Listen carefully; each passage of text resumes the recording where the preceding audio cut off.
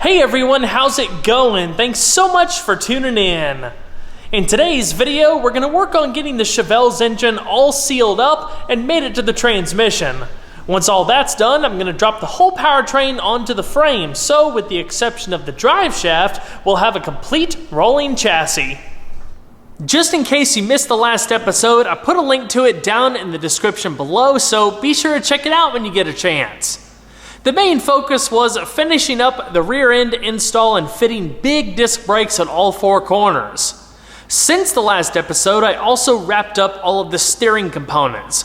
I ended up going with Classic Performance products for all of that. They actually offer a wide range of steering, suspension, and braking components for all sorts of classic vehicles, so if you're going to be doing something like this in the future, definitely check them out. Their link can be found in the description below. But one thing that I'm really excited to try out is their 500 series steering box, which offers a significantly quicker ratio than the factory steering box, so it should improve feel quite a bit. As you can see, I also fitted the wheels. They look awesome. We ended up going with 18x8s in front and 18x9s in the rear. As far as tires, we've got BF Goodrich G-Force Comp 2 all seasons, two 45/40s in front and two 75/35s in the rear. I don't know why it seems like the hardest part of building a vehicle is figuring out the ideal wheel and tire package, but I spent so long figuring out this setup and I think it's absolutely perfect. I am over the moon and I can't wait to see how everything looks when we're finally able to drop the body back on the frame. But speaking of the wheels, these are made by a company called American Legend. It's their cruiser line, and what's really cool about these is that they're designed to replicate the styling of the classic Chevy rally wheel. They even accept the original style derby caps, and you can get these reproduction in plastic if you wanted to save some money, but these are the official GM licensed reproduction steel caps. Very, very nice, and they match the whole character of the car as far as what we're going for. You know, classic looks, but a modern setup. So this wheel, you can get it in like 2 or 3 different finishes. This one has the silver painted face and the brushed outer lip. Very happy with it. Just like Classic Performance products, you'll find the link to American Legend down in the description below. All right, let's get to some engine stuff. Talking about the engine bay in general, we're gonna go kind of against the norm. Instead of chroming things out and whatnot, we're actually gonna be blacking things out. So it's gonna be an interesting look, very stealthy. So I've already painted the engine all black. All of the accessories, the tins, the ignition coils and whatnot are black. The transmission is black. The serpentine system is black. You kind of get my picture. It's gonna be pretty cool. I've talked about the 6-liter LQ4 that's going in this car at the tail end of a prior episode, so in case you haven't seen that, it doesn't really matter. I'll give you a quick recap. So I ordered this engine from O'Reilly Auto Parts some time ago. O'Reilly's been a big supporter of my channel for a while, so big thanks to them. This is an ATK engine, part number HP93. It's a relatively mild build. It has an upgraded cam and some other stuff, which should work out great for this car with how we're wanting to build it and drive it. Hopefully by the time everything is said and done and tuned, we should be looking in the low 400 horsepower range to the wheels, which is going to be very fun. And with everything else that's going into this build on top of a stock engine replacement, who knows, maybe we can eke out a little bit more power. But anyway, I've talked long enough. Without further ado, let's go ahead and get started.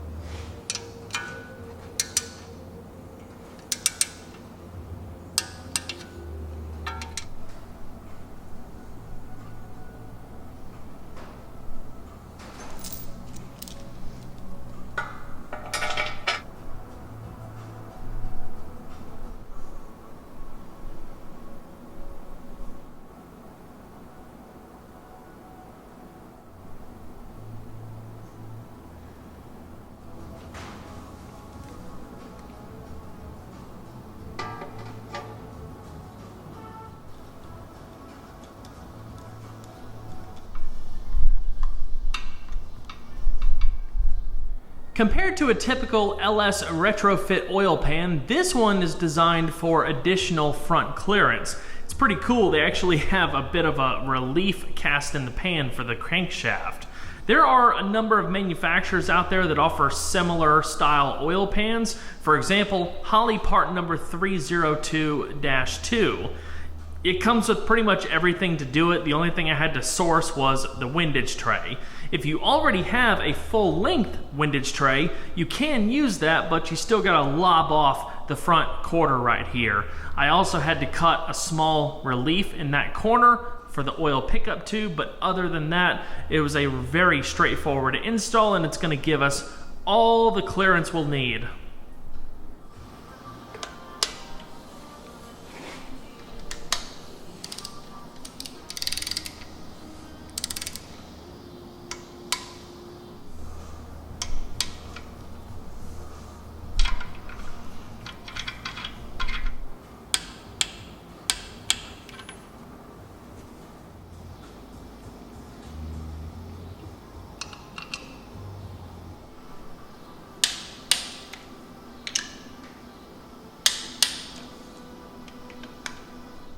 The motor mount setup I'm using is part of the Hooker Blackheart LS swap system for Chevelle.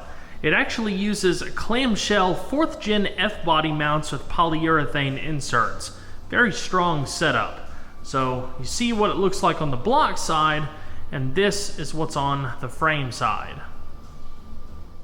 Instead of running the factory valve covers, I ended up ordering these from Holley. This particular style is available in 2 heights, standard height and tall. This one is the tall. I didn't really need the tall because we're not running some kind of crazy aftermarket valve train or anything like that. I just liked how these looked compared to the shorter style. But anyway, another really nice thing about these valve covers, aside from just improving general looks over the factory covers, is that you don't have the ugly factory coil bracket. Of course, I've got all the MSD stuff going on here, but you have these amazing mounting points that space everything out very nicely. It's all clean, so it functions very well, but it also looks awesome. I'm very, very happy with this.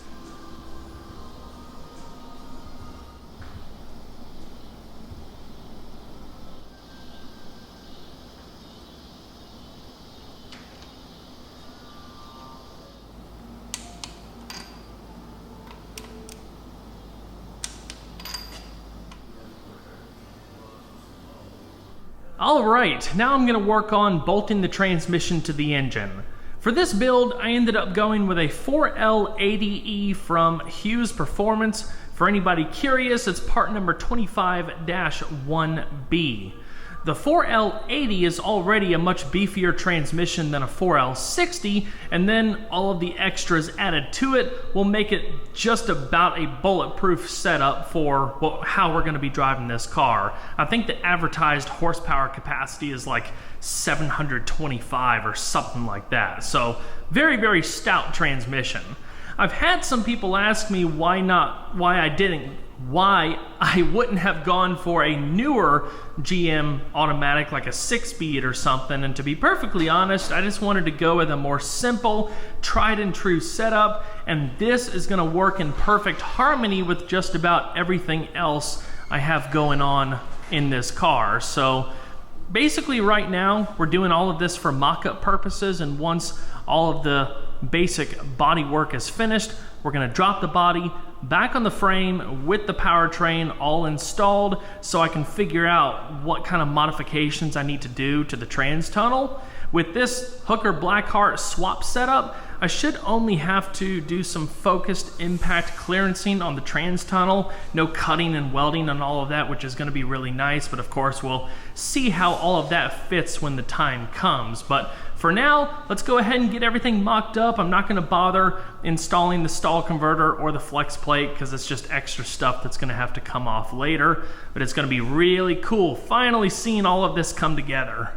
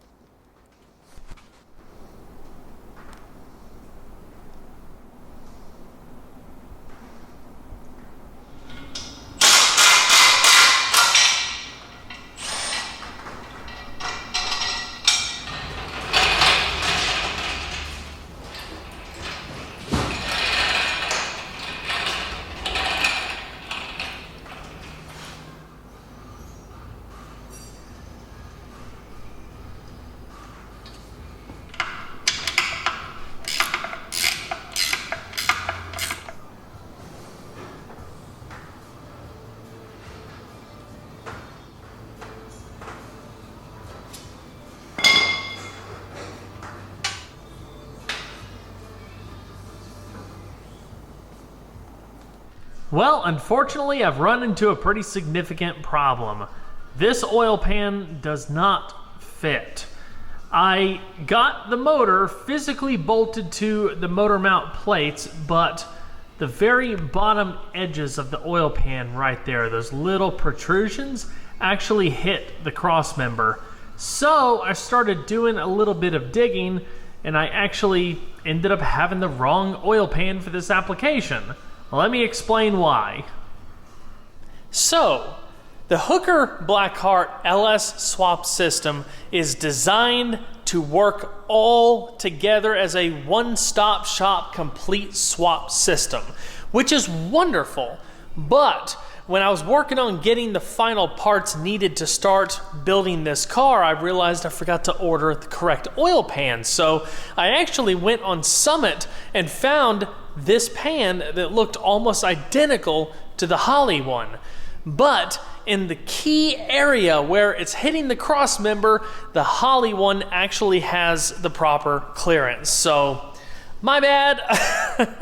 I mean, in all honesty, with all the back orders everybody is dealing with lately, I was trying to find the easiest solution, but unfortunately, the easiest solution isn't always the best solution. I should have just been patient, and the Holley's actually back ordered on that other oil pan, but thankfully, some of my friends at the local O'Reilly was actually able to track me down the correct Holley 302-2 oil pan. So I'm going to have to pull all this stuff out of the frame later, so I'm not going to worry about properly resealing everything. You guys have already seen that process anyway, so let's go ahead and put in the correct oil pan and see if everything works.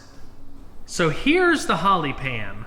If you remember from the clips I was showing you of the other oil pan, they look very similar. They have this severe step up here in the high clearance area all the way forward. But the key difference with the Holley one is where you have this flat spot and it goes down, it just goes straight out. This one that I ordered from Summit, which don't get me wrong, this is a really, really nice swap pan. It just, right here, the kick in, it kicks back out. And that back out, that's what's hitting the cross member. So let's go ahead. I'm not even gonna film the whole install process. I'm just gonna get them swapped out. We'll drop it on the frame and hope for the best. All right, here we go.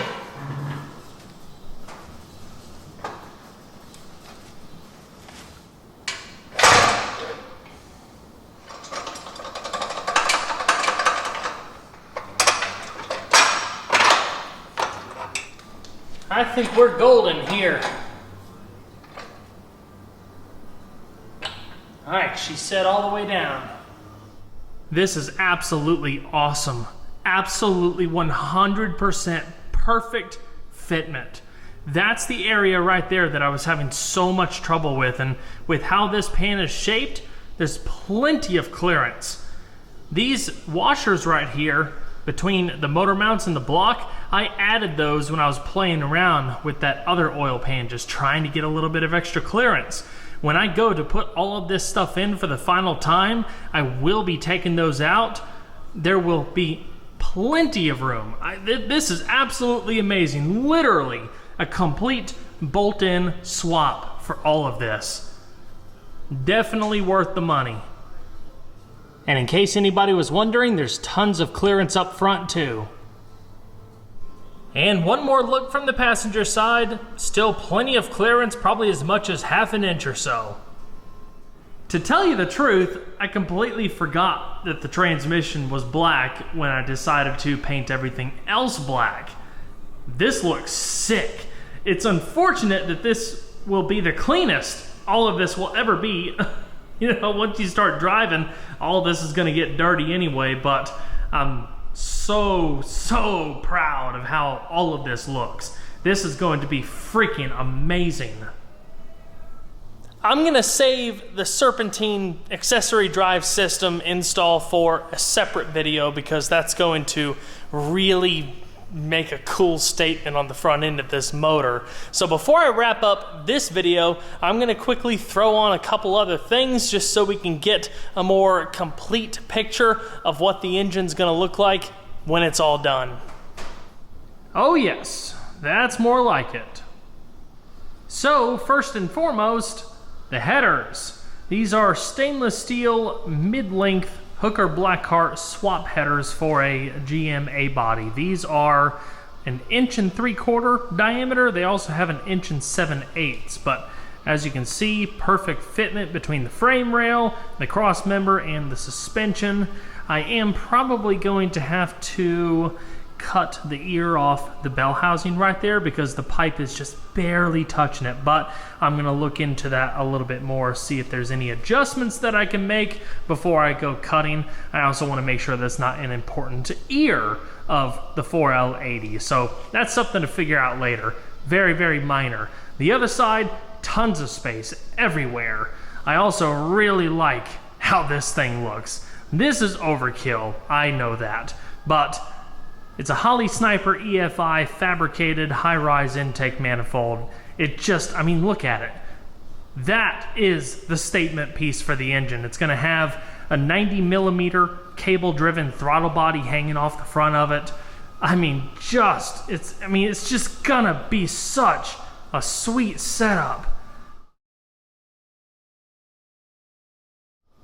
Well everyone, that's going to wrap it up for this video. I hope you all enjoyed. Be sure to leave a like down below if you enjoyed the video. It really helps a lot. And if you haven't subscribed already, consider doing so because there's a whole lot more content where that came from. I'll see you guys on the next one. Take care.